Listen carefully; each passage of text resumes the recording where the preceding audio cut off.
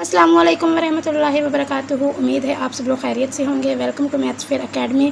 तो last 2 videos में हमने डिस्कस किए थे MTS 631 के most repeated and important questions. तो मैंने आपको बताया था कि अगर आप सब्जेक्टिव के लिए MTS 631 के जस्ट इन क्वेश्चंस को जो मैंने आप 3 वीडियोज़ में कवर करवाए हैं, आपने अगर इनको अच्छे से कर ले तो आपका सब्जेक्टिव 100% यहीं से हो जाएगा।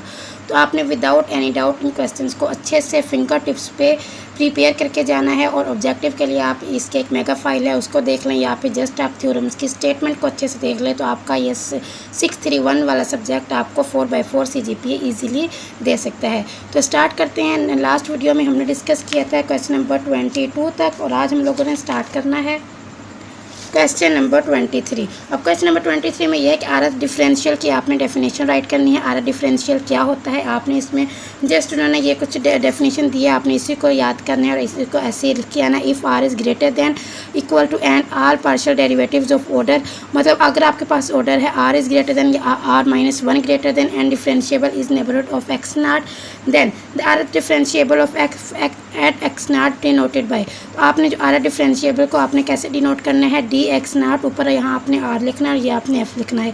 ये जिस डेफिनेशन है इसमें कोई ऐसा थ्योरम वगैरह नहीं है जिसको आप प्रूव किया जाए, आपको कॉन्सेप्ट दिया जाए, आप डेफिनेशन है आपने इसको बस प्रिपेयर करना है। और इसका आर एन डिफरेंशिएबल का फार्मूला क्या होता है, इस फार्मूले को आपने एक बार अपने हाथ से ज़रूर लिखना है, ये आपके पेपर में आ सकता है कि आर एन डिफरेंशिएबल का फार्मूला लिखें। तो सबसे पहले आपने क्या लिखना है, यहाँ पे r फैक्टोरियल ओवर R1 का फैक्टोरियल, R2 का factorial up to so on Rn का फैक्टोरियल, यहाँ पे मॉड्यूल, यहाँ पे ये सम का साइन, देन आपने लिखना है पार्शियल ऊपर r f of x naught over d partial x1 r1 partial x2 r2 up to so on partial xn ऊपर यहाँ पे rn। तो यहाँ पे x1 है तो यहाँ r1 होगा, x2 है तो r2 होगा, xn है तो यहाँ पे rn होगा। यहाँ पे आपने पार्शियल नहीं, यहाँ आपने लिखना है dx1 इंटू यहाँ पे ऊपर आपने r1 लिखना है dx2, देन आपने यहाँ पे dx1 r1 dx2 r2 up to so on dx rn। तो आपने इसको एक बार हैंड रिटन मतलब हाथ से ज़रूर लिखना है, अगर आपके पेपर में आए तो ये आपने लाजमी करके आना, कुछ इसमें मुश्किल नहीं है। अगर r ग्रेटर देन है फॉर r पार्शियल डेरिवेटिव या R-1 ग्रेटर देन है, तब आपके पास जो डिफरेंशिएबल होगा x नॉट पे, उसको आप कैसे लिखेंगे आर डिफरेंशिएबल को। अगर आप ये वाली लाइन ना भी लिखें, आप जस्ट ये लिख दें कि the R differentiable of F X naught denoted by dx naught R F, और इसको डिफाइन कैसे करते हैं, ऐसे करते हैं तो आपको इसके मार्क्स मिल जाएंगे, क्योंकि मेन जो चीज़ है इस आर डिफरेंशिएबल की वो इसका ये फार्मूला है, स्टेटमेंट है, तो इसको आपने अच्छे से करना है। नेक्स्ट है आपका question number 23, show that D generate rectangle है 0 कंटेंट। ठीक है, अब आपने यहाँ पे एक रेक्टेंगल को जनरेट करवाना है और फिर वो बताना है कि उसका कंटेंट क्या है, 0 है। सबसे पहले हम लोगों ने ये लास्ट वीडियो में भी हमने ऐसे ही एक क्वेश्चन किया था, हमने उसमें भी यही सेम स्टेप्स रिपीट किए थे। सबसे पहले हमने r लिखा था, r is equal to a1 b1 x multiply up to a2 b2 फिर multiply a3 b3 next up to so on an bn। ये आप ऐसे लिखेंगे। देन आप यहाँ से इसमें से एक आप रेक्टेंगल को जनरेट करवाएंगे, उसको आप नेम देंगे a1 minus epsilon not plus यहाँ पे b1 प्लस एप्सिलॉन नॉट, मतलब a1 से आपने एप्सिलॉन नॉट को माइनस करना है, b1 में प्लस करना है। Then a2 minus epsilon naught b2 plus epsilon naught up to so on an minus epsilon naught bn plus epsilon naught. अब यहाँ पे आप लोग देखना है कि ये जो r है वो t है, सबसेट है t का। जब आपके पास r में 0 कंटेंट है तो इट मीन्स जो आपने डी जनरेट रेक्टेंगल ये t जो करवाई है इसमें भी क्या होगा, कंटेंट 0 होंगे। यहाँ पे आप लिख सकते हैं कि ei is equal to bj, और यहाँ पे आपने लास्ट में ये वाली लाइन लिख देनी है, l is equal to maximum bj minus aj। यहाँ पे 1 जो है वो less than equal to j and less than equal to n। अब ये वाला इसमें ये एक ऐसा थ्योरम है जिसकी मुझे खुद नहीं समझ आई कि वो क्या पूछ रहे हैं, क्या बताना है, जिसमें जस्ट आप इतना याद रखें कि सबसे पहले आपने एक रेक्टेंगल खुद से लिखी r, उसको आपने ये वाले एलिमेंट्स उसमें है a1 b1 multiply a2 b2 up to so on an bn। ठीक है, नेक्स्ट आपने यहाँ से एक डी जनरेट करवानी है रेक्टेंगल, उस रेक्टेंगल को आपने इस फॉर्म में राइट करना है कि आपने a1 से एप्सिलॉन नॉट को माइनस करना है और नेक्स्ट सेकंड टर्म में आपने प्लस करना है। देन आप लिख सकते हैं for every epsilon not is greater than 0। देखें जब r में कंटेंट जितने भी हैं वो 0 है, तो इसका मतलब जो इसके सबसेट है r सबसेट है t का, तो इसमें भी जितने भी आपके पास एलिमेंट्स होंगे वो भी क्या कंटेंट होगा, वो क्या होगा, 0 होगा। लास्ट में आप अगर इस लाइन को लिख दें l is equal to maximum bj minus aj 1 less than equal to j and less than equal to n, तो आपका ये क्वेश्चन आपको इंशाल्लाह इसके मार्क्स मिल जाएंगे। ये वाला जो क्वेश्चन है ये बहुत ज़्यादा इंपॉर्टेंट है, इसको अच्छे से करके जाना है। Question number number 24, if H U V is equal to F U square plus V square then show that V H U minus U H V is equal to 0। अब यहाँ पे आपने करना है क्या, इस चीज़ को प्रूव करना है कि इसका जो आंसर है वो 0 के इक्वल है। इसमें अब देखें एच वी है, एच यू है, तो आप सबसे पहले एच यू का मतलब है कि आपने इस फंक्शन को यू के अकॉर्डिंग इसका डेरिवेटिव लेना है, देन आपने वी के अकॉर्डिंग इसका डेरिवेटिव लेना है, उनके आंसर्स को वी एंड यू के साथ मल्टीप्लाई करवा के उनको आपने माइनस करना है। ठीक है, तो सबसे पहले हम यहाँ पे लेते हैं एच यू को जब आप लेंगे तो हम इसको जस्ट यू के अकॉर्डिंग डेरिवेटिव लेंगे इसका, तो 2u और यहाँ पे f के ऊपर क्या आ जाएगा प्राइम। नेक्स्ट जब आप इसका v के अकॉर्डिंग लेंगे एच वी, तो यहाँ पे हो जाएगा 2v f के ऊपर प्राइम। अब यहाँ पे हमारे पास ये स्टेटमेंट थी जिसको हमने प्रूव करना था, तो आप यहाँ पे इसको कैसे लिख सकते हैं, ये आपके पास इनके आंसर आ गए। ये देखें, ये है एच यू के साथ आपने वी को मल्टीप्लाई करना है, मतलब साथ आप वी लिख दें इसके आंसर के साथ, यहाँ वी आ जाएगा और इसके साथ क्या आ जाएगा, यू आ जाएगा। ये देखें, ये है we H U minus U H we. अब इनके जो आंसर आपके पास आए हैं यहाँ से उनको आपने यहाँ पे लिख देना है। एच यू का ये एच यू था, एच यू का ये आंसर था 2u f प्राइम और इसके साथ ये v है तो ये हो जाएगा 2u v f prime minus. अब देखें यहाँ पे एच वी का आंसर था आपके पास 2v f प्राइम और इसके साथ u को जब आप मल्टीप्लाई करेंगे तो हो जाएगा 2u v f प्राइम। अब यहाँ से अगर आप 2f प्राइम को कॉमन लें, अंदर आ जाएगा vu माइनस u v, ये सिमेट्रिक है, यहाँ से कैंसिल आउट होकर इसका आंसर क्या आ जाएगा 0। और यही चीज़ हमने प्रूव करनी थी। मोस्ट इंपॉर्टेंट क्वेश्चन है, अच्छे से करके जाइएगा।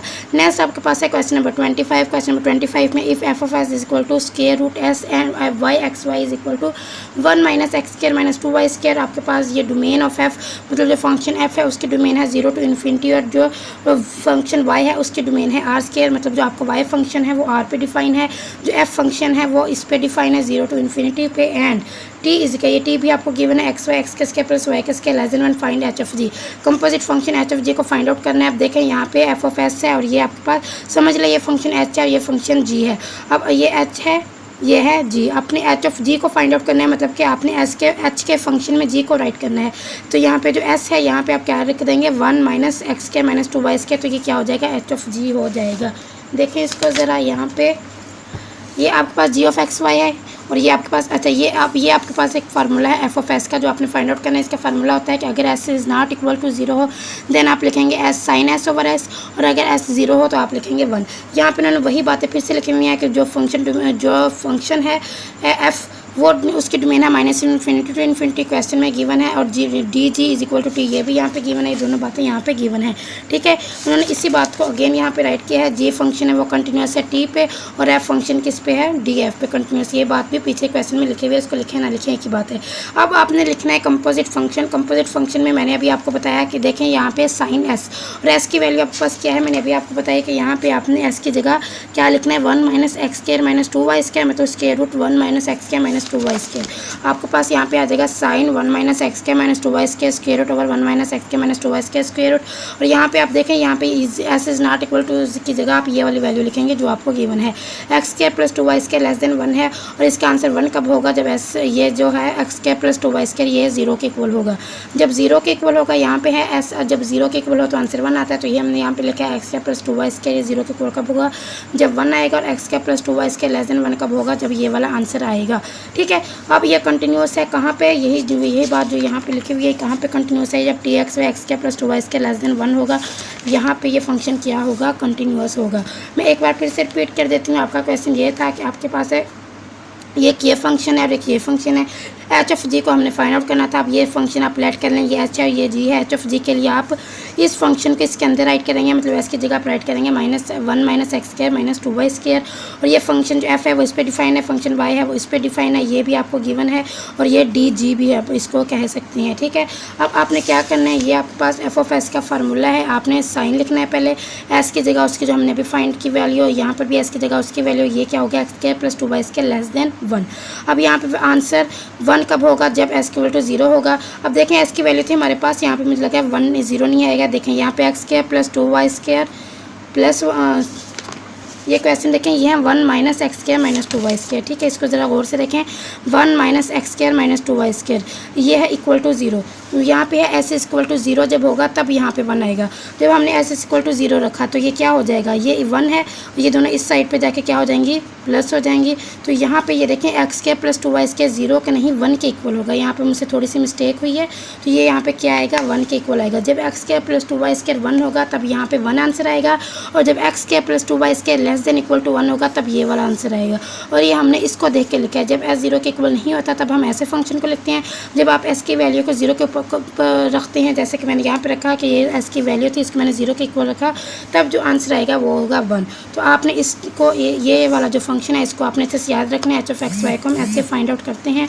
होप तो आपको इसकी समझ आई होगी। अगर आप यही क्वेश्चन अच्छे से करके जाएँ तो आप मेरी गारंटी पर मैं आपको बता रही हूँ कि आपको और कुछ भी करने की ज़रूरत नहीं है। इसके अलावा अगर आपने देखना है तो आप थोड़ी बहुत डेफिनेशंस, मोस्टली जितनी भी डेफिनेशंस थी आपके इसमें 631 के फाइनल के सिलेबस में, वो यहाँ मैंने करवाई हैं। अगर फिर भी आपको तसल्ली नहीं है तो आप जस्ट डेफिनेशंस को अच्छे से कर लें। थ्योरम्स अगर आप सिर्फ यही वाले क्वेश्चन जो मैंने अभी आपको करवाए हैं, आप यही वाले इन 3 वीडियोज़ वाले कर लें तो इंशाल्लाह आपका जो सब्जेक्टिव है 100% हो जाएगा। मेगा फाइल से आपने MCQs को देख लेना है, थ्योरम्स के स्टेटमेंट को देख लेना है, तो इंशाल्लाह आपके 631 में 4/4 से GPA ईजिली आ सकता है। अगर आप मेरे चैनल पे न्यू हैं तो काइंडली सब्सक्राइब करके जाइएगा, थोड़ी सी मोटिवेशन मिल जाती है। और अपना बहुत सारा ख्याल रखिएगा। जज़ाकल्लाह, अल्लाह हाफ़िज़।